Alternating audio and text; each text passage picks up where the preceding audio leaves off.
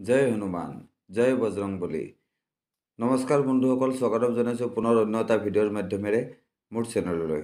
বন্ধু বান্ধৱীসকল, আজি কথা পাতিম আমি সকলোৱে জনা বিষয় এটাৰ ওপৰত, আৰু সেই বিষয়টো হ'ল আমি সকলোৱে জানো যে প্ৰভু শ্ৰী হনুমান, ঠিক আছে, অৰ্থাৎ শ্ৰী হনুমান বা হনুমানজী কলিৰ শেষলৈকে অমৰত্বৰ বৰদান লাভ কৰিছিল প্ৰভু শ্ৰীৰামৰ পৰা আৰু জানকী মাতা অৰ্থাৎ মা সীতাৰ পৰা।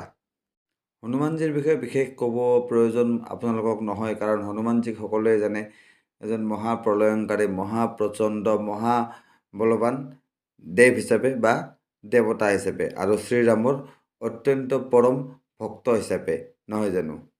এতিয়া প্ৰথমতে কওঁ, ভগৱান হনুমানে অৰ্থাৎ শ্ৰী হনুমানে কিয় অমৰত্বৰ বৰদান লাভ কৰিছিল?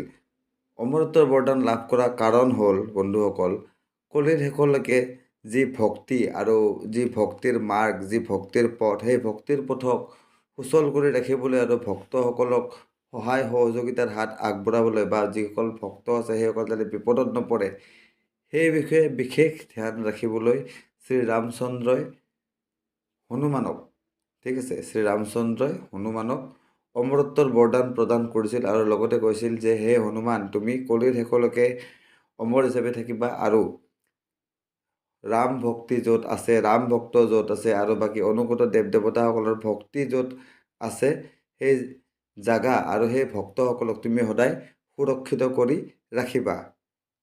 এতিয়া হনুমানৰ যি জীৱন কাহিনী, সেই জীৱন কাহিনী আৰম্ভ হৈছিল ত্ৰেতা যুগৰ পৰা। ত্ৰেতা যুগৰ পৰা আমি হনুমানক জানো, অৰ্থাৎ শ্ৰীৰামচন্দ্ৰ যি যুগত অৱতাৰ ধাৰণ কৰিছিল, বিষ্ণুৱে শ্ৰীৰামচন্দ্ৰৰ অৱতাৰ আৰু ৰাৱণ বধ কৰিছিল, সেই যুগতে হনুমানে শ্ৰীৰামচন্দ্ৰৰ সহযোগী আছিল।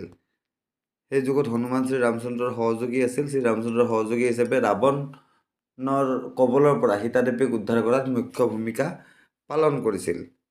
সেই সময়ত হনুমান বাস কৰিছিল কিষ্কিন্ধাত, আৰু তাৰপিছত সুগ্ৰীৱৰ লগত বনবাস খাটি তাৰপিছত শ্ৰীৰামচন্দ্ৰৰ লগ লাগি তাৰপিছত ৰাৱণৰ লগত যুদ্ধ কৰি সীতা মাতাক উদ্ধাৰ কৰিছিল। সেইটো এটা বেলেগ কাহিনী, ঠিক আছে, মই অলপমান চমুকে কৈ দিছোঁ।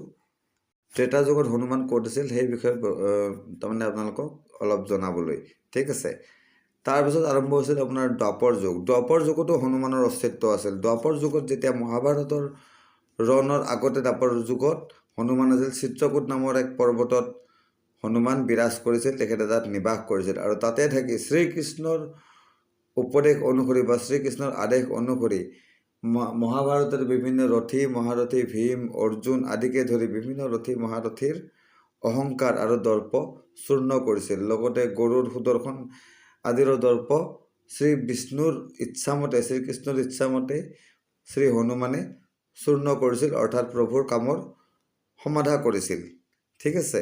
সেইবিলাক এটা বেলেগ বেলেগ কাহিনী। এইসমূহ সকলো কাহিনী মই আপোনালোকৰ কাৰণে বেলেগ বেলেগ ভিডিঅ' হিচাপত লৈ আহিম। তাৰপিছত মহাভাৰতৰ যেতিয়া ৰণ আৰম্ভ হৈছিল, সেই ৰণত হনুমান নিবাস কৰিছিল। অৰ্জুনৰ ৰথৰ ওপৰত যি ধ্বজ আছে সেই ধ্বজত হনুমান বিৰাজ কৰিছিল, আৰু সেই মহাভাৰতৰ যুদ্ধতো হনুমানে এক নিৰ্ণায়ক ভূমিকা লৈছিল। কেনেকৈ?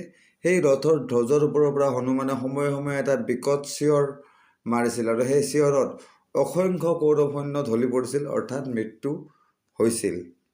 মহাভাৰত যুদ্ধৰ শেষত পুনৰ হনুমান চিত্ৰকূট পৰ্বতলৈ ঘূৰি গৈছিল, ঠিক আছে।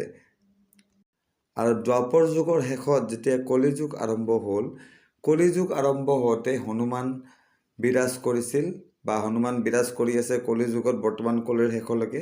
সেই পৰ্বতখনৰ নাম হ'ল গন্ধমাৰ্দন পৰ্বত। গন্ধমাৰ্দন পৰ্বত এখন অতি পবিত্ৰ পুণ্যস্থলী, য'ত আমাৰ নিচিনা মানুহৰ সশৰীৰে যোৱাটো সম্ভৱ নহয়। সেইটো লাগিলে আমি পদযাত্ৰা কৰিয়ে যাওঁ, নতুবা বিভিন্ন ধৰণৰ আজিকালি যিবিলাক আধুনিক প্ৰযুক্তিবিদ্যা অৰ্থাৎ বিজ্ঞানৰ সহায় লৈও যদি আমি যাবলৈ চেষ্টা কৰোঁ, গন্ধমাৰ্দন পৰ্বতত উপস্থিত হোৱা সম্ভৱ নহয়, আৰু সেইকাৰণে আজিলৈকে তাতে কোনো সশৰীৰে উপস্থিত হ'ব পৰা নাই। মহান সন্ত, ৰাম ভক্ত আৰু মহান কবি তুলসীদাসে নিজৰ গ্ৰন্থ ৰামচৰিত্ৰ মানসত উল্লেখ কৰি গৈছে যে প্ৰভু শ্ৰীৰামৰ য'ত জপ বা নিৰন্তৰ গুণানুকীৰ্তন হৈ থাকে, য'ত প্ৰভু শ্ৰীৰামৰ ৰাম নাম জপ হৈ থাকে, যোনে প্ৰভু শ্ৰীৰামৰ নাম জপ কৰি থাকে বা যি জেগাত প্ৰভু শ্ৰীৰামৰ নাম জপ হৈ থাকে, সেই জেগাত হনুমান অদৃশ্য ৰূপে বিৰাজ কৰে বা ব্যাপ্ত হৈ থাকে। যিখিনি সময়ত ৰাম নামৰ আৰতি হয়, যোন জেগাতে ৰাম নামৰ আৰতি হয় বা যোন জেগাতে ৰাম নামৰ ধ্বনি গুঞ্জিত হৈ থাকে, সেই জেগাতে সদায় হনুমান ব্যাপ্ত হৈ থাকে। তথাপিও এই কলিযুগত হনুমান নিগাজিকৈ বাস কৰে গন্ধমাৰ্দন নামৰ পৰ্বতখনিত, যিখন পৰ্বতৰ বিষয়ে মই এইমাত্ৰ উল্লেখ কৰিলোঁ। আৰু এই সকলো সমস্ত কথা উল্লেখ আছে মহান সন্ত আৰু মহান কবি তুলসীদাস ৰচিত শ্ৰী ৰামচৰিত্ৰ মানসত। তো বন্ধুসকল, আশা কৰোঁ ভিডিঅ'টো আপোনালোকৰ ভাল লাগিল। যদি ভিডিঅ' ভাল লাগিল তেতিয়াহ'লে লাইক আৰু শ্বেয়াৰ নিশ্চয় কৰি দিব, আৰু চেনেল যদি এতিয়ালৈকে ছাবস্ক্ৰাইব কৰা নাই তেতিয়াহ'লে ছাবস্ক্ৰাইব কৰি ন'টিফিকেশ্যন বেল আইকনটো অন কৰি ল'বলৈ নাপাহৰিব। তো আজিলৈকে ইমানেই, ধন্যবাদ।